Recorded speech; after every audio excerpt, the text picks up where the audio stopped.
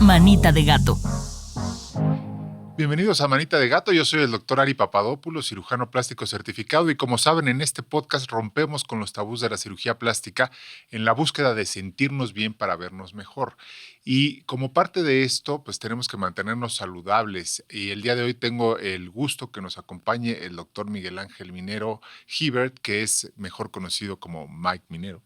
Que es toda una estrella de la infectología pediátrica y de la infectología en general. Gracias por estar con nosotros. Muchas gracias, Ari, por la invitación. Acaba de ser el Día Mundial contra la Hepatitis y por eso te invitamos para que podamos platicar de la importancia de este padecimiento, de cómo ha ido evolucionando, los diferentes tipos que hay de virus. Bueno, ahorita nos dirás si todas las hepatitis son virales o no. Y también cómo prevenirlo y hacia dónde se pinta el horizonte. Hepatitis, como su nombre lo indica, es una inflamación del hígado, pero ¿cuándo puede ser? ¿Todas son infecciosas o cómo es el asunto? Claro.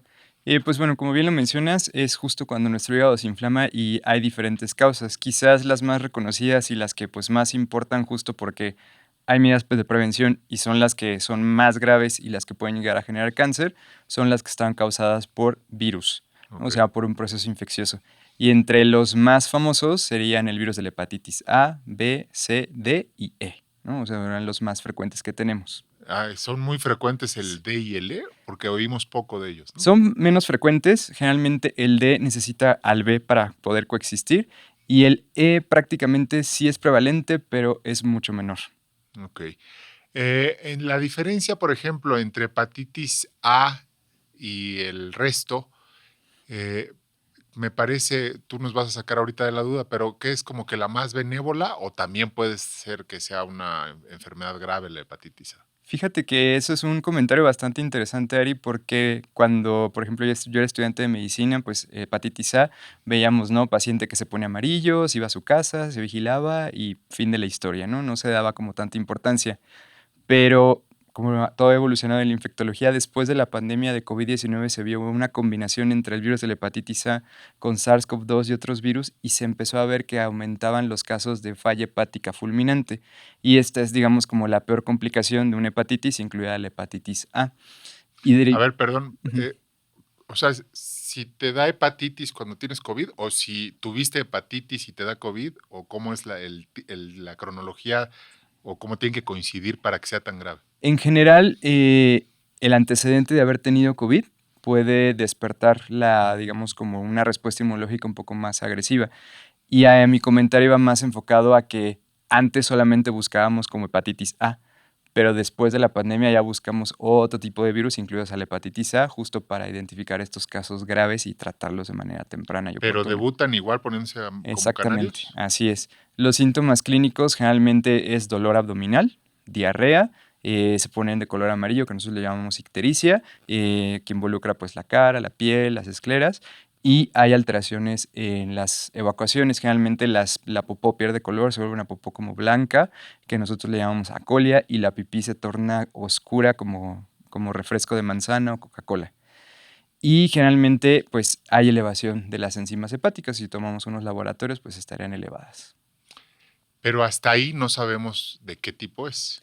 Generalmente podemos sospechar que es A porque son los síntomas más frecuentes, porque lo que es hepatitis B, hepatitis C, generalmente en la mayoría de los casos son asintomáticas. Esto quiere decir que no dan alguna otra sintomatología y simplemente cuando nos tomamos alguna prueba o ya tenemos a lo mejor carcinoma hepático es cuando ya pues las identificamos que O hay sea, alguna esos no te asociación. ponen amarillo, ni ponen Exacto. oscura la pipí, ni clarita la Son popó. Okay. silentes y eso es Silentes. importante conocerlo. Bueno, entonces para seguir en el orden alfabético, con la hepatitis A, ¿quién está en mayor riesgo? ¿Cómo se contagia? Toda digamos que semiología alrededor de esto. Generalmente, pues cualquier persona está en riesgo. La vía de contagio es por contaminación fecal oral, o sea, alimentos contaminados o agua contaminada. Es una enfermedad que evidentemente tiene una mayor prevalencia en los pacientes pediátricos, generalmente por estar expuestos pues más a fluidos, ¿no? Incluidos pues saliva y heces, ¿no? En el contexto a lo mejor de una guardería, ¿no? O de un niño que todavía no controla esfínteres, pues por ahí viene pues más un poco del Y que no se contagio. están lavando las manos y se llevan, se Exactamente, tocan la es cara. correcto. Lo mismo de siempre, Así es. el contacto de tus manos contaminadas con la mucosa. Con la mucosa, principalmente la mucosa oral, para que por ahí el virus entre y se empiece a reproducir y genere, pues, toda la sintomatología que platicábamos. ¿Y es de superficies? O sea, también se Sí, puede, sí. también puede vivir en superficies que estén contaminadas con heces, ¿no? O con la misma agua contaminada con las heces de los pacientes. Okey, y entonces, ¿hay vacuna? Sí, afortunadamente tenemos vacuna y, en el Programa Universal de Inmunizaciones 2026 ya está incluida la primera dosis para todos los pacientes a partir del año de edad. Y nosotros tenemos que completar nuestro esquema con una segunda dosis, que esta generalmente se coloca a los 18 meses de edad de los pacientes y, O sea, al año y al año y medio. al año y medio más o menos, para completar el esquema. Otras personas, pues, que estarían en riesgo serían los hombres que tienen sexo con hombres o cualquier persona, pues, que haga un viaje endémico a una zona donde, pues, pudiera tener, poca acceso a agua potable. Sí se hacen recomendaciones, pues, para actualizar el esquema de vacunación. Gotitas, de saliva, te estornudo, te toso, eso no. No, tiene que haber el contacto con las secreciones, principalmente en materia fecal, porque es por ahí por donde se elimina el Esta virus. parte yo me acuerdo que decía: "No, el que tiene hepatitis que coma con sus propios cubiertos y que solo vaya que ocupe un baño él solo", Ujú. eh, ¿sigue siendo vigente o lo de los cubiertos y los platos no tiene tanto No, sentido? la verdad es que lo de los cubiertos y esas cuestiones no. Lo que sí tenemos que tener precauciones sí es con las evacuaciones. Generalmente este virus se puede seguir eliminando a pesar de que ya nos estemos amarillos y ya no tengamos sintomatología, más o menos hasta 6 semanas después. Guau. Entonces sí se tiene que hacer recomendaciones a los papás o a alguien que esté cuidando a un paciente con hepatitis A que, pues si hace cambio de pañal o si lo ayuda para hacer del baño, etcétera, sí, higiene de manos, lavado de manos con agua y con jabón para prevenir el contagio. Okey. Oye, ¿y qué se les da? ¿Es nada más un manejo de síntomas o ya que se enfermó, existe alguna medicamento, alguna recomendación que se les dé? En general, damos una vigilancia y creo que lo más importante es resaltar los datos de alarma cuando se llegan a presentar.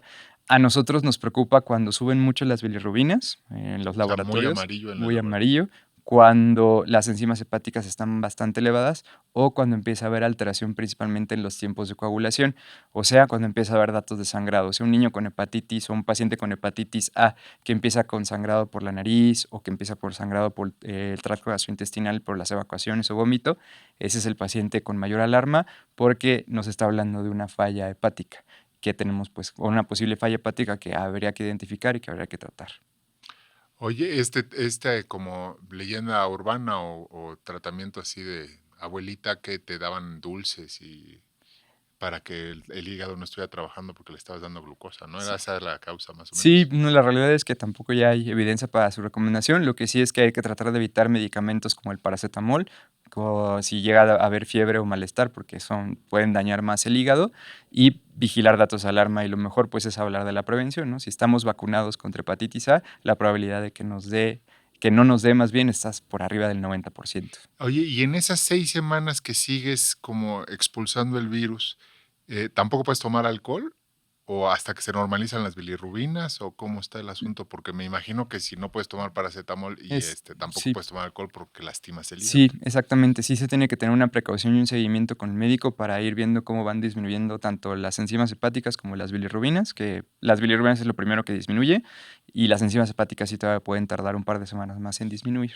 Bueno, pero entonces, me gustaría que, repitiéramos esta parte, el aislamiento del paciente dentro de la casa, que no hay solo sus sábanas, sus cubiertos, sus platos, no es tan necesario, Sí, pero exacto. sí el excusado, el WC, Exactamente. sí ponerle cloro. Sí, completamente de acuerdo. Sí, ponerle cloro, lavado de manos y, pues, más si es un niño que se le cambia el pañal o algún otro paciente, a lo mejor un adulto mayor que, pues, tuviera Ajá. hepatitis A y se le cambia, el pañal, también, pues, el lavado de manos de la persona que La está única asistiendo. manera de saber que es hepatitis A, además de los síntomas, es con una prueba de laboratorio. Es correcto. Existen laboratorios que se llaman perfiles de hepatitis, donde me detecta los anticuerpos tanto para A, para B, para C, para D y para E, ¿no? Y eso nos ayuda a hacer, pues, la distinción.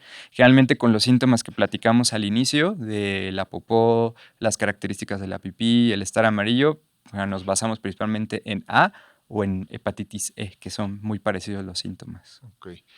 Oye, y si me dio una vez, ¿ya no me va a dar? Exactamente. La inmunidad prácticamente es duradera De de por por vida. vida y es lo mismo con vacuna. Una vez que completamos la vacunación, Mito o realidad, no puedo donar sangre si me dio hepatitis.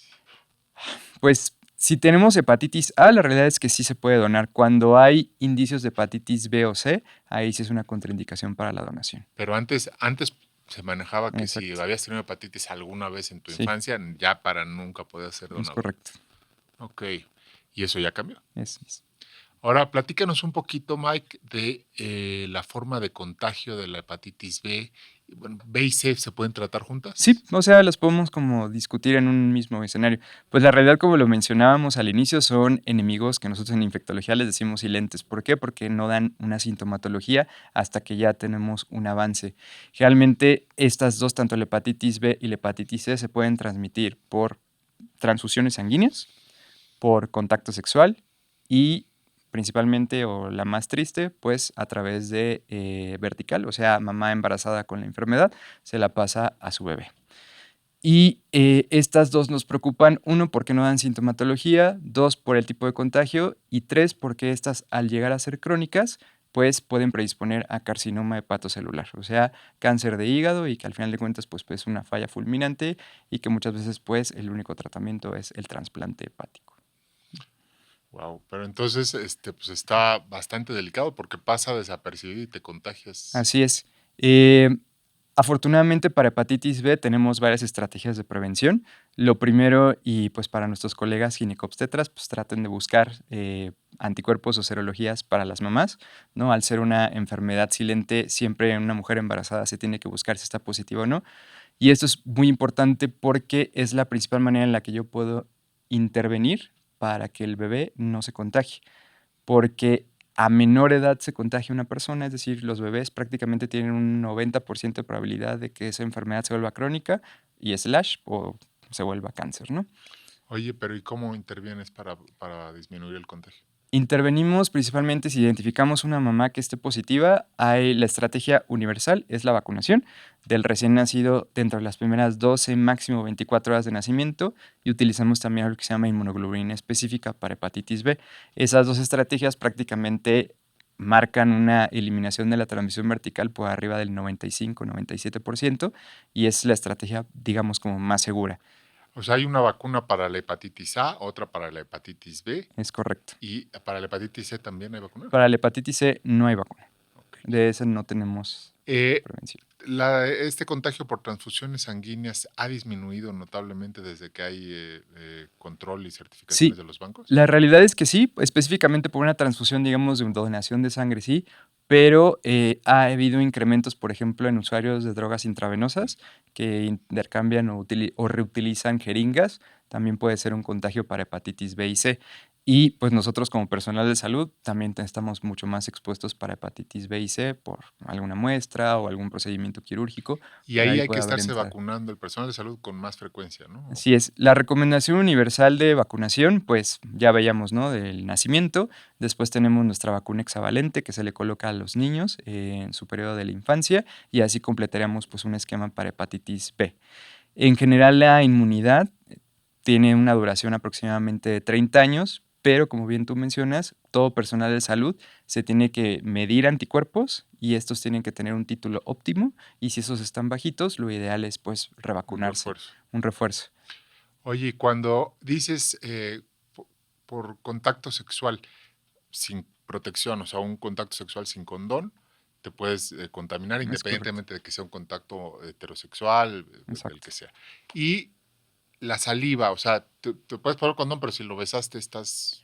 No, en general sí se tienen que ser fluidos de tipo, pues, O sea, la saliva no. saliva, ¿no? O sea, tienen que ser fluidos pues, tipos de contacto sexual y tiene que pues haber fricción de mucosas para que exista sangrado y por ahí sea la transmisión. Por ahí decían a alguien de que no, si le estás sangrando las encías te puedes contagiar. ¿Eso es mito o es verdad? Si hay sangrado de encías, sí se puede uno contagiar, porque exactamente si nosotros ponemos, por ejemplo, el riesgo que podamos tener nosotros a lo mejor por un contacto con sangre contaminada, VIH, hepatitis B y hepatitis C, el primer lugar, los primeros dos lugares los ocuparía hepatitis B y hepatitis C. VIH es un poco Difícil. más difícil. Pero sí, o sea, por ejemplo, ha habido más casos de hepatitis B, por ejemplo, de cirujanos o de médicos que tienen una punción y se pueden llegar a contagiar. Compartir el cepillo de dientes, que hay gente que, ay, no pasa nada, préstame tu cepillo. Pues la realidad no es una recomendación No, que yo ya como sé, pero infectólogo les haría, pero, o sea, específicamente para esto, no. Una vez que el virus tiene cierto tiempo que está fuera del cuerpo para tener un contagio, generalmente es en el momento. ok. O sea, ya por fomites, el virus generalmente se muere. Oye, y descubrieron, o sea, como que al principio estaba más asociado el C que el B al cáncer hepático y después ya, o al revés. Pues prácticamente ambos lo pueden desarrollar. Generalmente el que más está asociado es el C, porque es como el que mayormente puede llegar a cronificar. La B, conforme va avanzando la edad, el riesgo va disminuyendo, entonces el desarrollo de cáncer pues, puede ser un poco menor. Sin embargo, ambas lo pueden generar. Y, por ejemplo, ¿hay algo que me haga sospechar, no sé, esto de debilidad, dolor de cabeza, algún síntoma que yo diga, ay, me voy a hacer un perfil viral, o te lo tienes que hacer nada más Sí. así como aleatoriamente y si saliera positivo, ¿qué tengo que hacer? La recomendación es que si somos sexualmente activos, lo ideal es que nos hagamos serologías que incluyan hepatitis B y C y VIH de manera anual. Porque Anual. anual, Ok. sí, porque los síntomas, como bien mencionábamos, son los pocos. Cuando una hepatitis B o una hepatitis C da sintomatología, es unos síntomas similares a los que platicamos de la hepatitis A o de la hepatitis C. Hay inflamación o dolor a nivel de, pues, del hígado, que está de este lado, del lado derecho del abdomen. Puede haber cambios en las evacuaciones, cambios en las heces, o a lo mejor elevación de la nada de las enzimas hepáticas, ¿no? A lo mejor puede ser más frecuente que un paciente o una persona pues se tome por alguna cuestión una química sanguínea con pruebas de funcionamiento hepático y si hay alguna alteración y el paciente está Hay que sintomático, buscar. se tiene que buscar de manera intencionada hepatitis B o C. Y una vez que se identifican, lo primero pues es acudir a una consulta y lo que hacemos nosotros es corroborar si se trata de una enfermedad y buscamos al virus en la sangre, digamos, se llaman cargas virales y si están positivas, ahí tenemos que iniciar tratamiento. Y es un tratamiento como el del HIV de antirretrovirales y tal. ¿Y qué expectativa tienes cuando ya te empiezas a tratar? Porque hoy vivir con VIH te puedes tardar 30, Sí. 40 años, te puedes morir de otra cosa que no sea el Exacto. VIH. Pues la verdad es que cuando se identifica de manera temprana, antes de que exista algún daño ya crónico a nivel hepático, se puede revertir y sí se puede llegar a tasas de curación o de control de enfermedad, tanto en los escenarios como hepatitis B o hepatitis C. Cuando existen fallas o resistencias al tratamiento a antivirales, pues se pueden utilizar otras estrategias como el trasplante hepático. Ok. Oye, y para la hepatitis D, que esa casi no la hemos mencionado. Sí, en general, para que exista un contagio o exista hepatitis D, se necesita que el paciente esté positivo para hepatitis B, porque lo que ocupa el virus de la hepatitis D, digamos que es como la cápside, que es la casita donde se guarda el material genético del virus de la hepatitis B para reproducirse. Y en general nosotros en medicina la conocemos como la hepatitis delta y que es fulminante. O sea, un paciente con hepatitis B y D prácticamente pues es una falla hepática fulminante y el pronóstico es bastante, bastante malo. ¿Y asociado a alguna inmunosupresión o a cualquiera le No, puede? a cualquiera le puede suceder. Honestamente, la verdad es que la incidencia y la prevalencia de esta enfermedad es mucho más baja. Yo en los años que llevo de infectólogo nunca he visto una. Realmente hay una mayor prevalencia de esta enfermedad en África o en otros países, pero pues igual estar pendientes de ella. Ok. ¿Qué otras recomendaciones nos darías así como para la vida cotidiana? Evidentemente, la higiene de manos, lo que hablábamos de sexo con protección, estarse haciendo un análisis de carga viral. Por cierto, ¿es caro el análisis de hepatitis? Esto Pues del perfil hepático. no, o sea, la realidad es que en laboratorios convencionales puede rondar a lo mejor entre unos 500, máximo 1000 O sea, no pesos. es pretexto para Sí. no hacérselo. Y inclusive hay programas, ¿no? O sea, al ser una enfermedad tan prevalente y tan silente, programas como Clínica Condesa o en algunos otros programas del sector salud se pueden hacer pruebas rápidas, así como las de las gotitas de sangre para tanto hepatitis B como C, y de ahí se puede pues hacer un screening para captar a más población que lo pudiera llegar a aportar. Ok. Ujú. ¿Qué otra medida de higiene o de prevención tendríamos que estar considerando ahora que fue el Día Mundial contra la hepatitis? Pues, considero, pues, recordar las vacunas, eso sería lo fundamental, tanto para hepatitis A como para hepatitis B. Re Si soy adulto y nunca me la he puesto, Si soy adulto y no estoy seguro de haber tenido hepatitis A, me la puedo colocar. Si soy adulto y no estoy seguro de haber completado mi esquema para hepatitis B, me la puedo colocar sin ningún problema. Ambas vacunas son inactivadas, son seguras, no tienen alguna contraindicación y se pueden. ¿como a partir de qué generación o de cuántos años estamos hablando que se usa en la hexavalente la hepatitis B? Es reciente, prácticamente tendremos alrededor de unos 6 años, más o menos, que se introdujo, o cambió el esquema de inmunizaciones de una vacuna pentavalente a un hexavalente. Entonces, Para cualquier persona que ahorita es adolescente y en adelante Ujú. tendría que ponerse la de la B porque no venía en su esquema original. Venía en el esquema de inmunizaciones como una extra, ¿no? Ok, O sea, como aparte solita, porque todavía tenemos para los recién nacidos la que es solo hepatitis solo. B y la que se coloca, y esa era la misma que se colocaba conforme el esquema nacional de inmunizaciones cuando el niño iba creciendo. Ahora, en los centros de salud, si uno va y la busca, y no tiene, digamos, como alguna derechohabiencia, se puede colocar, más si es alguna persona de riesgo, ¿no? Un personal de salud, un hombre que tiene sexo con hombre, o algún trabajador sexual, o alguna otra cuestión que pues involucre contacto sexual o contacto con fluidos corporales, se tiene que vacunar. Ok. Muy bien, Mike. Pues te agradezco muchísimo, como siempre, haber estado con nosotros aclarando todas estas dudas. La verdad es que siempre es un privilegio poder contar aquí con toda tu sapiencia e información.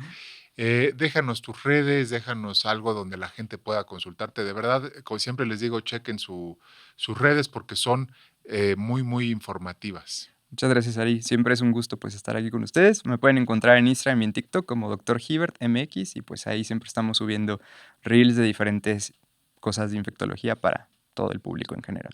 Sí, sí, porque de cosas que no se imagina uno, te decía yo la otra vez que nos vimos, que los trapos de cocina, las toallas, son realmente sorprendentes las cosas que pueden llegar Aguardo. a guardar Sí.